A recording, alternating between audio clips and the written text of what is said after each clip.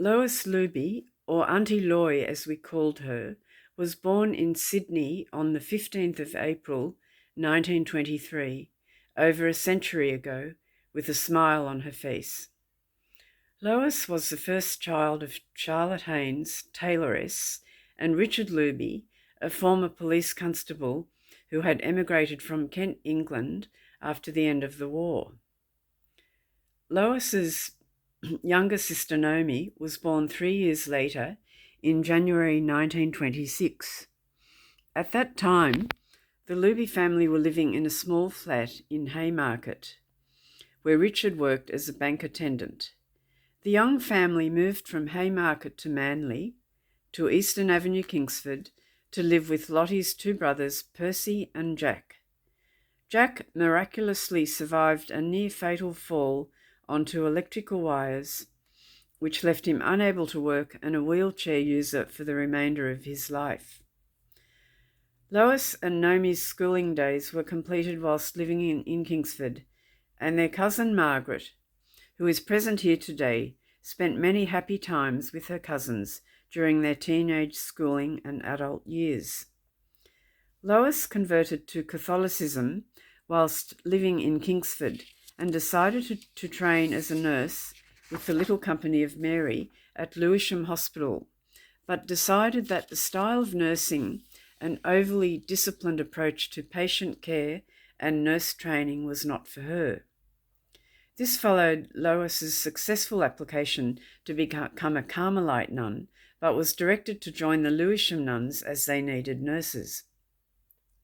Lois then took the decision to work several jobs to fund a trip to Canada for a working holiday.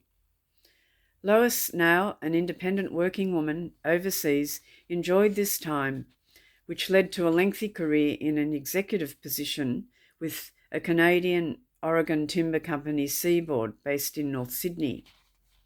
There were many accolades for Lois when she retired from that position in her 60s. During Lois's Canadian working holiday, her father Richard died, and Naomi's pharmacy career was underway when she met and married Leo.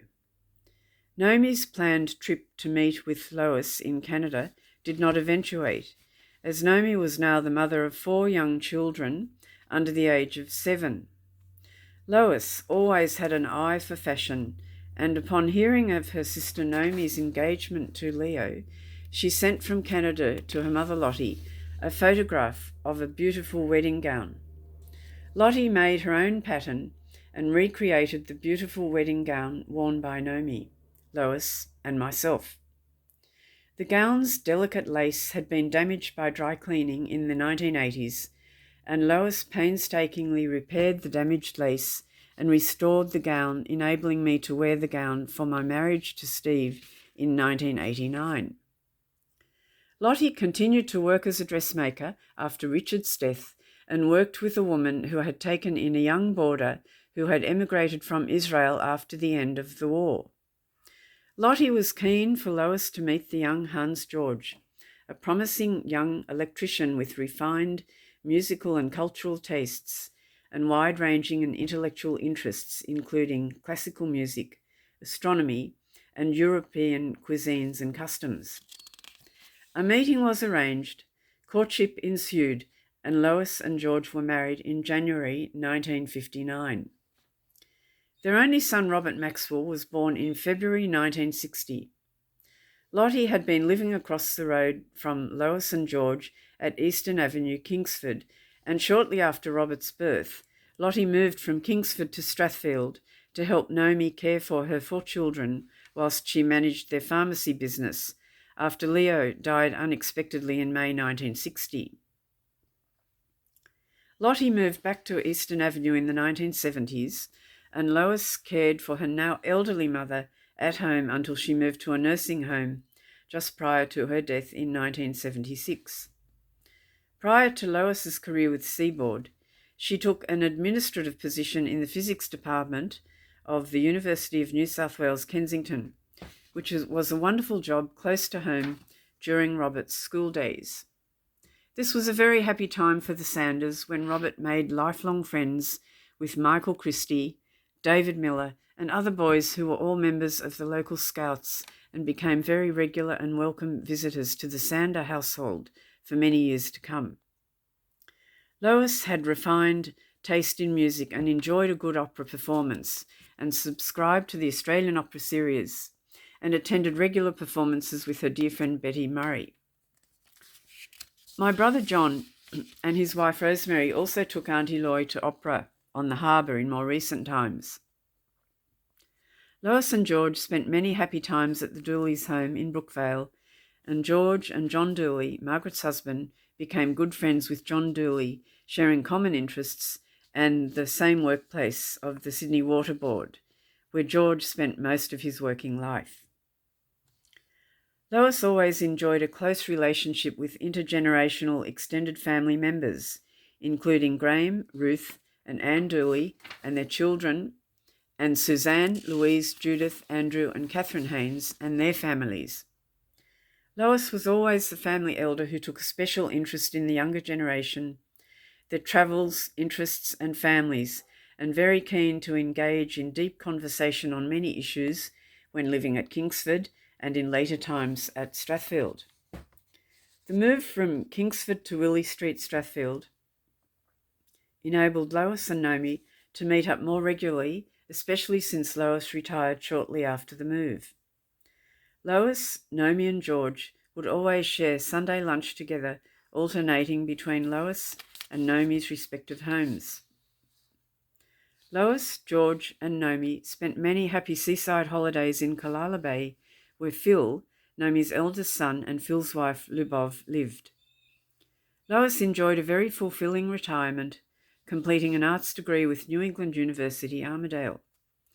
Auntie Loy always had an interest in learning languages and majored in French, German, and English literature in her coursework, and was a proud over-70s graduate, her graduation being reported in the local newspaper, and Lois was photographed resplendent in her cap and gown on graduation day. For many years, Lois, George and Robert shared Christmas lunches and dinners at Brookvale with the Dooleys, and after their move to Strathfield, many a Christmas gathering was enjoyed with the Walsh families at Naomi's place in Strathfield, where members of the Walsh, Haynes and Kenny families came together for Christmas night. Robert accompanied his parents on these occasions and continued to attend Naomi's place when sadly he became a wheelchair user owing to a multiple sclerosis diagnosis in the prime of his life. George always courageously said that they didn't dwell on this, and both Lois and George cared for Robert at home, and Lois became Robert's primary carer in her 80s. Lois was always so accepting of things that happened and always wore a smile of happy resignation to the fact that Robert had now become totally dependent on others for his day-to-day basic living needs. Auntie Loy, through trials, had a radiant countenance and just got on with coordinating Robert's home care and later on his relocation to a nursing home when his tube feeding required 24-hour monitoring.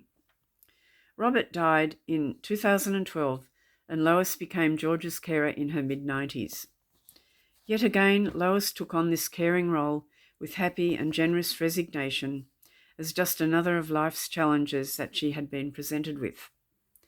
Auntie remained living at home well into her 90s, facilitated by her devoted carers in combination with daily check-in visits from myself.